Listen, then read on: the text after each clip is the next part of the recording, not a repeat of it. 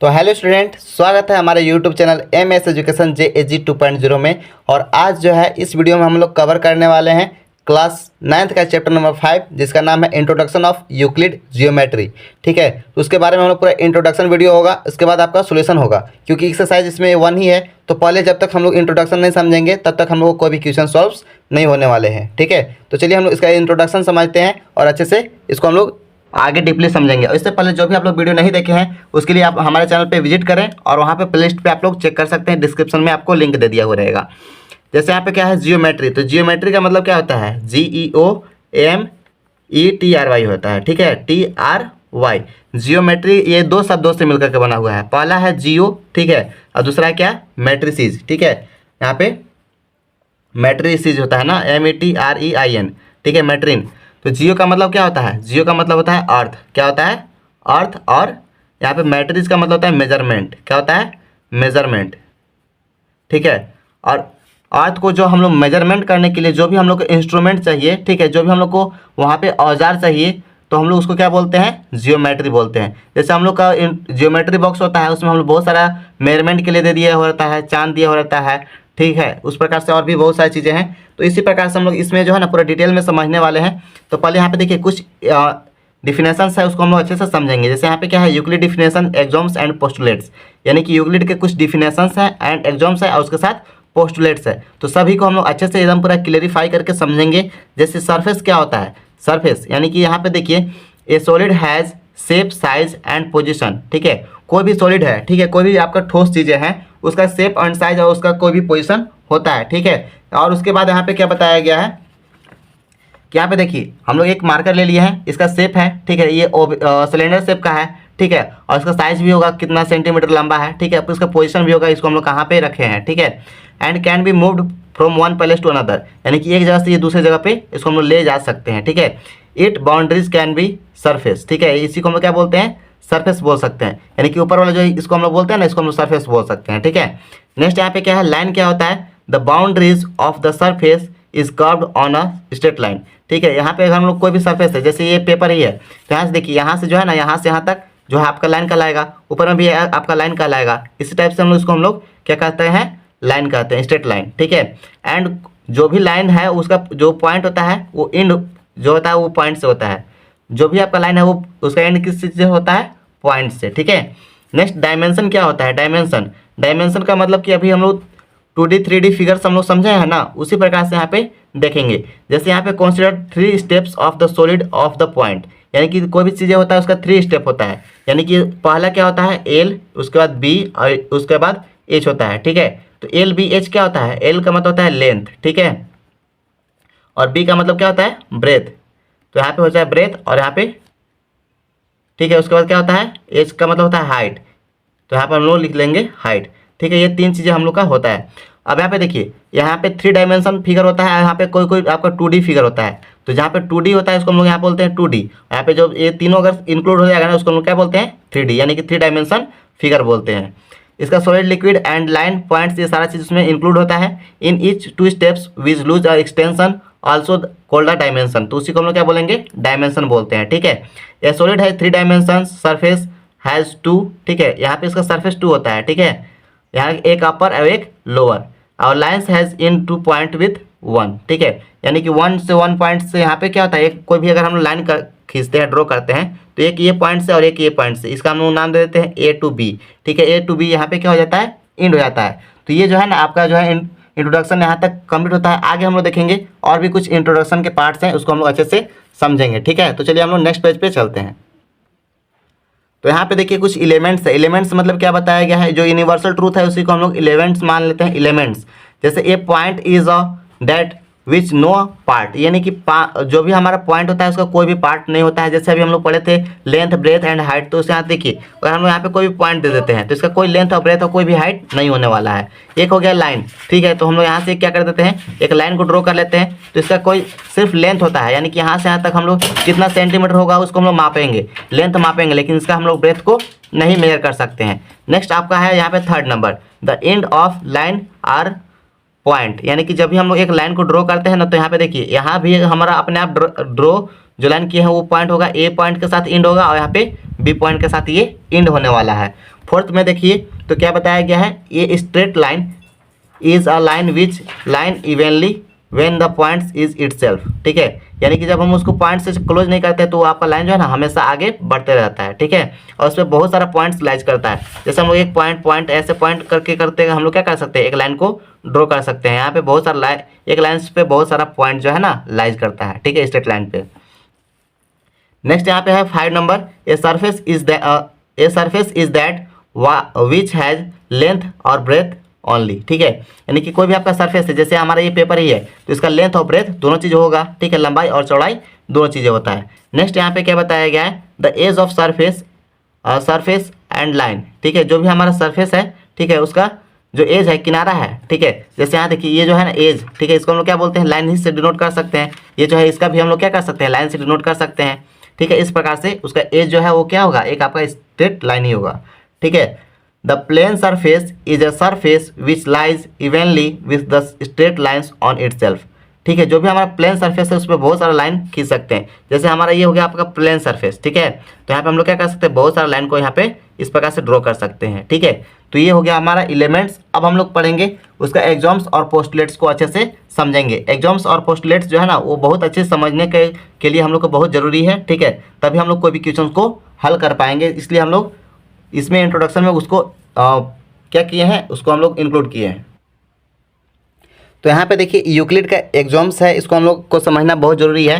जैसे यहाँ पे बताया गया है कि ये things which are equal to same things are equal to one another, यानी कि अगर हम लोग कोई भी नंबर है उसमें हम लोग सेम चीज़ें है ना वो उसी के ऊपर में हम लोग रख देते हैं तो वो क्या हो जाएगा, ढक जाएगा, ठीक है, ये जो आपको बताया गया है।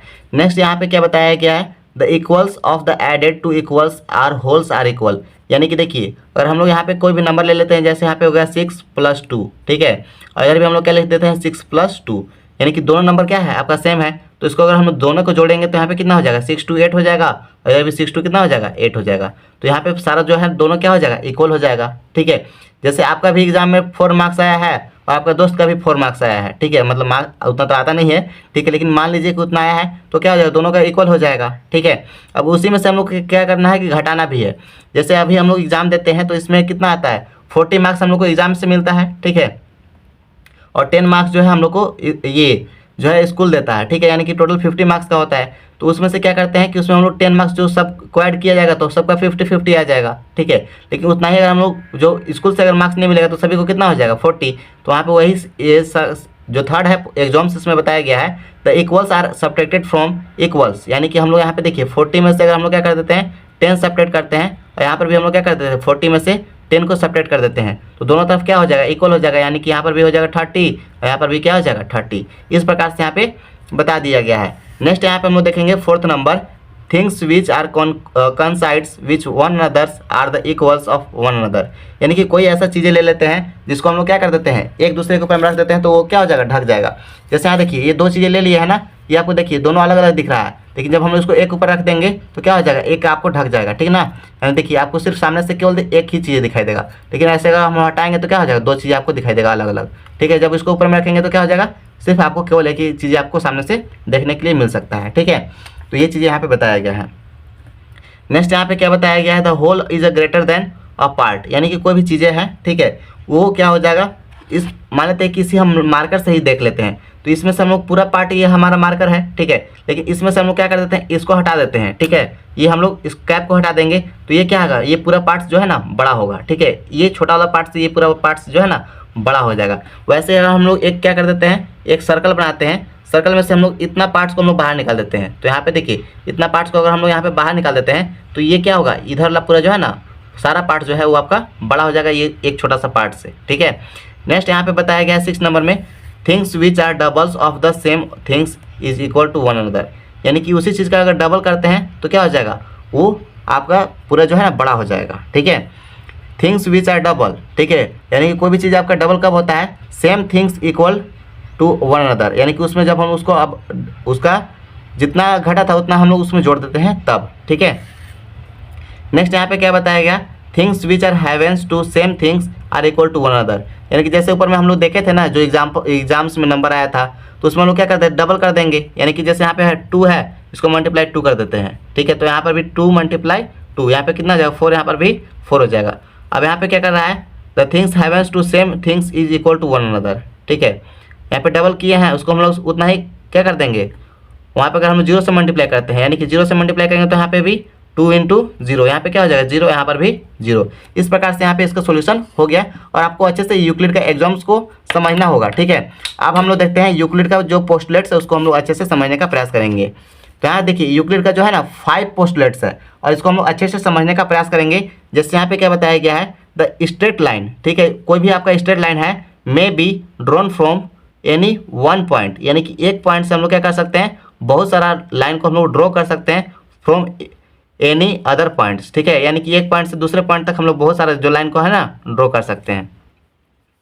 जैसे यहाँ पे देखिए एक आपका हम लोग ये पॉइंट हो गया स्ट्रेट लाइन में, देखिए एक straight line may be drawn from any one point, यानी कि यहाँ से हम लोग क्या कर सकते हैं, एक पॉइंट से लेके दूसरे पॉइंट तक हम लोग क्या कर दिए, एक लाइन को ड्रॉ कर दिए, ठीक है, ऑफ एनी अदर पॉइंट्स, ठीक है। यानी कि एक पॉइंट से दूसरे पॉइंट तक हम लोग सिर्फ ए, इसका नाम दे देते हैं ए और इसका नाम दे देते हैं बी, यानी कि ए से बी तक हम लोग एक लाइन यहाँ पे ड्रॉ कर लिए, ठीक है।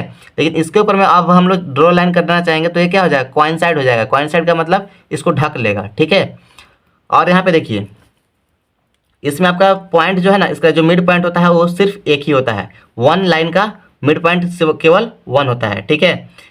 अब हम लोग देखिए सेकेंड पोस्टुलेट क्या बोलता है, ये terminated line can be produce indefinitely, ठीक है। यानी कि हमारा जो एक लाइन है, ठीक है, टर्मिनेटेड लाइन है, ठीक है, यहाँ से यहाँ तक, तो इसको हम लोग और भी इंक्रीज कर सकते हैं। जो टर्मिनेटेड लाइन यानी कि अशांत बोलते हैं, टर्मिनेटेड का मतलब क्या होता है, अशांत, तो इसको हम लोग खींच करके और भी इंक्रीज कर सकते हैं। यहाँ जो ए था यहाँ पे आपका पॉइंट बी था, तो इसको हम लोग क्या कर सकते हैं, और भी बढ़ा करके इंक्रीज कर सकते हैं। नेक्स्ट यहाँ पे पोस्टुलेट 3 था, वो क्या बताया गया है, a circle can be drawn, ठीक है, जो भी हमारा सर्कल है उसको हम लोग ड्रॉ करने के लिए with any centres of the radius, ठीक है। यानी कि हम लोग देखिए 2 हम लोग सर्कल को ड्रॉ किया है ना, ठीक है, तो यहाँ पे सर्कल के हम लोग कहीं से भी अगर हम लोग लेकर के रेडियस ड्रॉ करते हैं, अगर यहाँ से लेकर के यहाँ से रेडियस ड्रॉ करते हैं, यहाँ से यहाँ रेडियस ड्रॉ करते हैं, यहाँ से यहाँ रेडियस ड्रॉ करते हैं, तो यहाँ पे क्या होगा, सब रेडियस जो है ना वो सेम ही रहेगा, ठीक है, क्योंकि यहाँ से बाउंड्री से टच कर रहा है ना, तो यहाँ से यहाँ, यहाँ से यहाँ कोई भी अगर रेडियस हम लोग कट करेंगे तो आपका क्या रहेगा, सारा सेम ही रहेगा, ठीक है।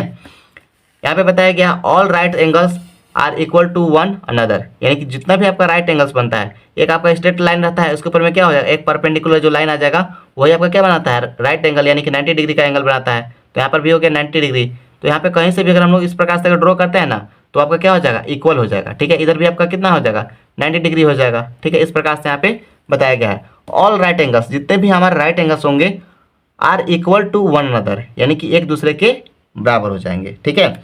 हम लोग लास्ट जो है यहाँ पे लास्ट 5th पोस्टुलेट है उसको हम लोग अच्छे से समझेंगे। बताया गया है इफ अ स्ट्रेट लाइन, कोई भी हमारा स्ट्रेट लाइन है, ठीक है, फॉलिंग ऑन 2 स्ट्रेट लाइन, यानी कि एक स्ट्रेट लाइन के ऊपर में एक और स्ट्रेट लाइन हो जाता है, ठीक है, तो interior angles are same sides on the taken together less than 2 straight lines, then the 2 straight lines of the produce infinitely meet to the insides and which sum of the angles less than 2 right angles, ठीक है। यानी कि यहाँ पे देखिए ये जो है ना, एक हमारा स्ट्रेट लाइन हो गया, ठीक है, और एक ऊपर से हम लोग क्या कर दिए, एक लाइन को हम लोग यहाँ पे ड्रॉ कर दिए, तो यहाँ पर दो लाइन ड्रॉ हो गया ना, तो इसके बीच में अगर हम लोग कोई भी अगर हम लोग यहाँ पे लाइन को ड्रॉ करते हैं, ठीक है, इंटीरियर का मतलब होता है इसके बीच में, ठीक है, अंदर में अगर कोई भी लाइन ड्रॉ करते हैं तो यहाँ पे 90 डिग्री से क्या होगा, सब कम होगा। यहाँ से आपका ये तो है, ये आपका तो 90 डिग्री बन जाएगा, लेकिन यहाँ पे इसको जब काटेंगे तो यहाँ पे कितना हो जाएगा, 45 डिग्री दोनों बन जाएगा, यहाँ पे 45 और यहाँ पर भी 45 डिग्री।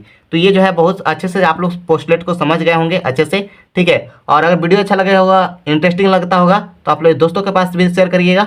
इसका जो है ना हम लोग एक्सरसाइज जो है अगले पार्ट्स में हम लोग सोल्व करने वाले हैं, तो बने रहें हमारे वीडियो के साथ और सपोर्ट बनाए रखें, क्योंकि ये आप लोगों का चैनल है, आप लोग इसको ग्रो करते रहें, ठीक है। मिलते हैं अगले वीडियो में, तब तक के लिए जय हिंद एंड टेक केयर।